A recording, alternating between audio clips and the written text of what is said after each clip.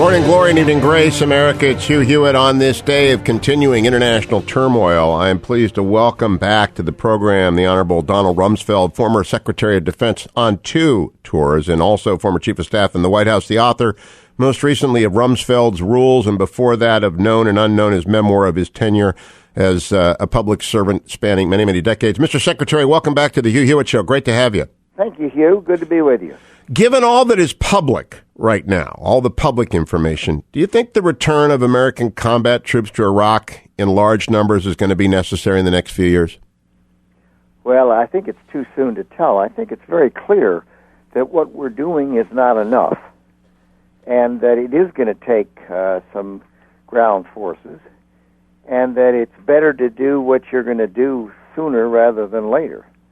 To the extent you wait and let them recruit and build up and get more finances and get better organized and do what the government's doing now, telling them what we're going to do and what we're not going to do, it seems to me all it does is compound the problem, make it worse for the future. Well, that sounds then, Mr. Secretary, like a yes, even though you said it might be too early to tell. That sounds like, in your mind, you think we have to go back again. I think it is a shame the way it's been handled in both Afghanistan and Iraq. I mean, I have never believed that the United States should or could serve as policemen for the world, nor do I believe that we're capable of nation building.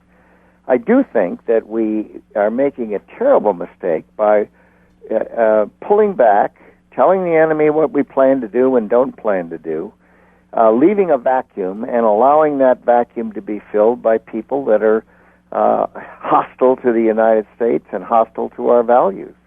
Can anybody else do the job of defeating the Islamic State besides the United States using significant numbers of ground troops? Well, the way I look at it, this is much more like the Cold War than it is World War I or World War II or Korea.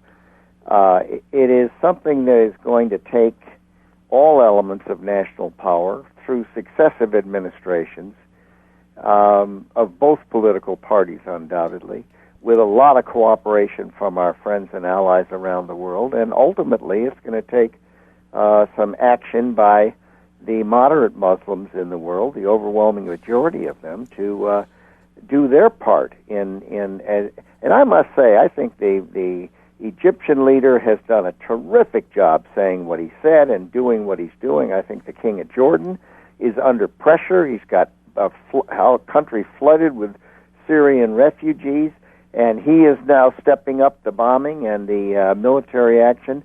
And I think it's going to take that kind of leadership. But our country has backed off, and leading from behind for the United States doesn't work. But ultimately, to use your word, ultimately, is it going to take American troops? I think so. What time? I mean, I know I'm not there, and I'm not in a position to judge that, but I think that it's very clear what he's been doing is not working. He has been unsuccessful in gathering other countries to cooperate and assist.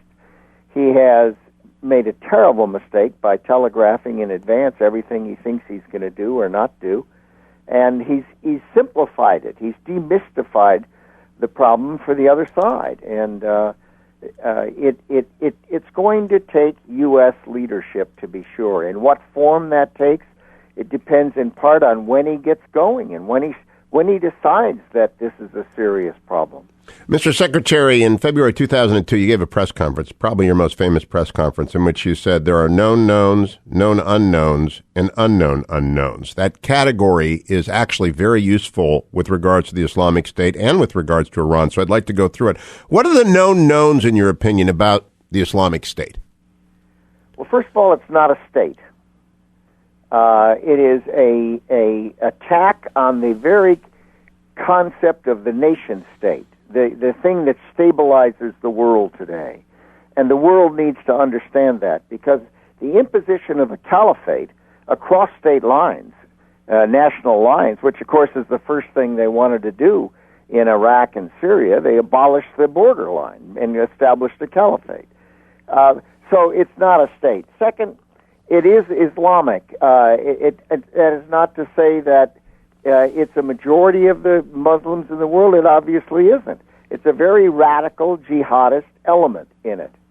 The idea that ISIS or ISIO is to limit it, I think, is nonsensical, because these people, these radical jihadists, exist in a lot of countries, and they're being recruited from a lot of countries. So I think isolating it to Syria or Iraq or even Yemen and the Arabian Peninsula, I think, is probably misleading. What are the known unknowns about the Islamic State, or whatever we call ISIS, ISIL, or AQAP, whatever we call it? What are the known unknowns about it? Well, and one of the known unknowns, or I guess you'd say one of the known things that we seem not to want to know, is that it is ideological, and it has to be dealt with much more like communism was dealt with. And it is going to take it's, as I said in one of my press conferences, it'll be a long, hard slog. It's not one of those things that's going to end with a signing ceremony aboard the USS Missouri. It is. We know that, but I think people don't want to admit it. And the other thing is, it takes perseverance. I mean, the Cold War took decades, and I'm afraid, Lenin said the purpose of terrorism is not to kill people, it's to terrorize them, it's to alter their behavior. And the role of terror is to intimidate and get people to alter their behavior. Well, if we are unwilling to alter our behavior, then I think we have to recognize that you can't defend everywhere. A terrorist can attack at any time, any place, using any technique, and it's physically impossible to defend at every moment of the day or night, in every location, against every conceivable technique. And that means you have to go on the offense. If you try to defend everywhere, you defend nowhere. And so these are things that people seem not to want to come to grips with. That's a fourth category. That's the known knowns that we don't want to know. That's very interesting. Let me go to the unknown unknowns, because this is the scariest thing. It goes to capability and spread and acceleration. What's the worst case scenario, Donald Rumsfeld? Well, back in mid-'80s, when I was President Reagan's Middle East envoy and was spending a lot of time in that part of the world, in Lebanon and Yemen and different countries over there, I remember one time I added it up, and there were something like 37 terrorist acts in 13 different countries, I believe, in a 30-day period. So the point being that terrorism is not new. It works. And the effect of it over a period of time is going to be that today, weapons are vastly more lethal. Number one. That means that the killing effect, the lethality of a terrorist, is geometrically greater today than it was back in those days, when they could drive a truck loaded with explosives into a barracks and kill 200 people. Today, there was a dark winter study some years ago, the late 90s, by a bunch of Clinton administration people who were out of office. And they analyzed that smallpox put in 3 locations in the United States where you had major airports would result in close to 1 million deaths in the first year. Now, the lethality of that is enormous. The third thing that's different, and we seem not to, we know it, but we don't know it, and that is the effect of social media. The jihadists can use all the technology that have been developed in the West and organize and recruit and fundraise. And as we go into the coming decade, they'll be able to use cyber attacks in ways that will be harmful. So it's a different world today. We're out of the industrial age. We're into the information age, and that advantages terrorists just as it advantages us. But the lethality is greater, and the ability to use social media is effective. Let me switch then, Secretary Rumsfeld, to Iran and whether or not would you trust them on any deal they negotiate with this president, and is this president being naive about the Tehran mullahs? Well, I can't speak to him because I don't know quite where he is on all of this at the moment, other than he seems to be more hopeful than I would be. But the reality is the Iranians have done nothing thus far that would reassure the world, the UN, the nuclear inspectors, or our government, that they're reliable. They've persisted, they've continued, and they have what looks to me to be stringing the administration along on this. I think we're going to hear probably a much more accurate and realistic view of where the Iranians are when Prime Minister Netanyahu comes and speaks before the Congress. Now, the president has asked Congress for a new authorization for the use of military force. A, do you think the Congress should give him one? And B, if it does, ought it to include the authority, if necessary, to strike at Iran's nuclear capability? Well, number one, I think it's perfectly understandable that any president would want to get a fresher authority. Number two, I think that the resolution as drafted in the White House and sent to the Congress is defective. I think it's a mistake to limit it to 2 years. I think it's a mistake to limit it in terms of the military use techniques that the United States might or might not have. I think it was 3 years, wasn't it? I think it's 3 years, yeah. Yeah, it was 3 years. Yep. Did I say 2? Yes. No, I apologize. No, it's 3 years. I think that's a mistake because this problem is not going to be over in 3 years. Now, what they ought to do on Iran, I think, is a matter of knowing where the Iranians are today, and I'm not involved with classified information that would give me an ability to make a judgment on that. But I think that Netanyahu probably is going to have a very accurate and important message that should be listened to by the world.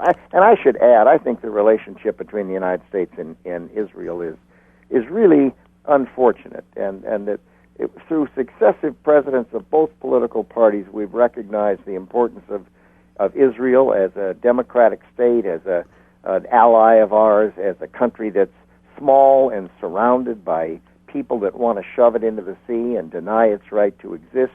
And why we would be treating and as rude and unpleasant and difficult this administration would be to that country, I think, is beyond comprehension. But there are upsides and downsides to including in an AUMF Iran. You don't have to commit to doing it, but the downside would be it would throw a damper on the relationship. The upside is it would throw uncertainty into the relationship. Do you think on whole it would make sense to include the authority as a standby if necessary? Well, I don't think it's necessary. I mean, the president's got that now. Okay. Now let me ask you about your most famous memo, which is the October 16th, 2003 snowflake, in which you declare, "We lack metrics to know if we are winning or losing the global war on terror." Is there any doubt in your mind, Mr. Secretary, that we're losing? I can't justify my comment numerically, but there is no question but that we're losing. And the reason we're losing is because of the lack of leadership. That's the only reason. We have stepped back. We've said to the world that we're going to manage our economy like Greece or Europe, and that's a failed model. That means that we're telling the world we're not going to be, as a country, what we've been in past decades. Second, the defense investment of the United States has gone from 10% of GDP a year under Eisenhower, Kennedy, and Johnson, and today it's less than 4%, and they've have a sequestration that tells the world that the United States is economic situation or attitudinally is unwilling to make the kinds of investments that Eisenhower would talk about as peace through strength, where we would be unambiguously a deterrent, a dissuasion, just by our existence. and not by our actions, but by the very fact of that capability. It seems to me that is the biggest danger. We're telling Putin, in effect, that we don't like what he's doing in Ukraine, but we'll try to figure out a way that maybe he won't do that. Europe is so dependent on Russian energy and oil that they are really pretty much out of the game at the present time with respect to Ukraine, and Ukraine's enormously important.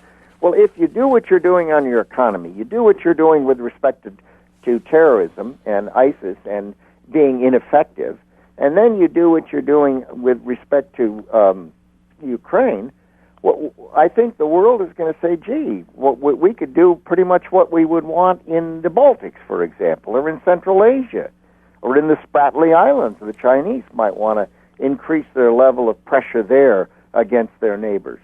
A last question. That's a dire situation. I know I'm pressing your time here, Mr. Secretary, but I do want to get a comment from you. Your old colleague in the war on terror, Rudy Giuliani's in a lot of controversy because he said the president does not love America. What's your reaction to his statement and to the kerfuffle around it?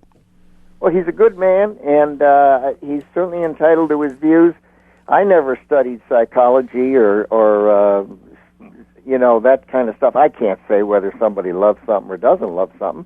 But clearly his behavior is that he feels that the United States has in the past and is today behaves in a way that is unhelpful, and he blames us, our country, for some of the circumstances in the world that are adverse to the world's interests.